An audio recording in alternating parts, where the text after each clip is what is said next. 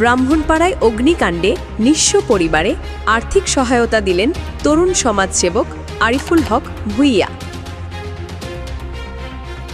কুমিল্লার ব্রাহ্মণপাড়া উপজেলার দুলালপুর দক্ষিণ পাড়ায় ভয়াবহ অগ্নিকাণ্ডে ক্ষতিগ্রস্ত 4 পরিবারের পাশে দাঁড়িয়েছেন মাদ্রাসায় মোহাম্মদ রফিকুল হক ভূঁইয়া রিসার্চ সেন্টারের প্রতিষ্ঠাতা, সমাজসেবক ও শিক্ষানুরাগী মোহাম্মদ আরিফুল হক ভূঁইয়া।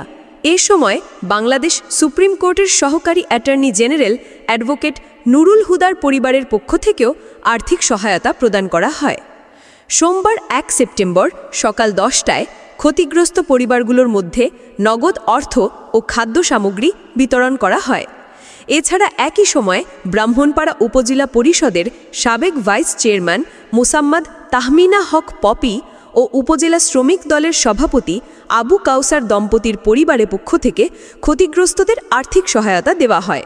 তরুণ সমাজসেবক মোহাম্মদ শামশেদ দোহা বাবু, মাদ্রাসায় মোহাম্মদ রফিকুল হক ভূঁইয়ার অধ্যক্ষ হাফেজ মোহাম্মদ মুশারফ হোসেন, মোহাম্মদ নাজমুল করিম ও হাফেজ গোলাম সারোয়ার স্থানীয় নেতৃবৃন্দ জানান, ক্ষতিগ্রস্ত পরিবারগুলোকে সার্বক্ষণিক সহায়তা দেওয়া হবে। জানা গেছে, গত বুধবার 27 আগস্ট বিকেল 5:30টার দিকে বৈদ্যুতিক শর্ট সার্কিট থেকে আগুনের সূত্রপাত হয়।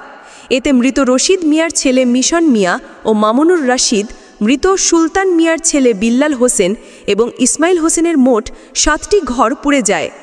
আগুনের নগদ অর্থ, আসবাবপত্র, কাগজপত্র সহ সব মালামাল ভস্মীভূত হয়।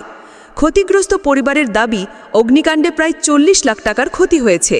আনোয়ারুল ইসলামের তথ্যচিত্রে নিউজ ডেস্ক, আমাদের বুড়িচং, ব্রাহ্মণপাড়া। শেষ পর্যন্ত আমরা আপনাদের পাশে আছি ইনশাআল্লাহ। আপনারা মন খারাপ করবেন না, ঘাবড়াবেন না, মন খারাপ করবেন না, দুর্বল হবেন না। ইনশাআল্লাহ আল্লাহ আবার রক্ষা করবে, আল্লাহ আবার উদ্ধার করবে।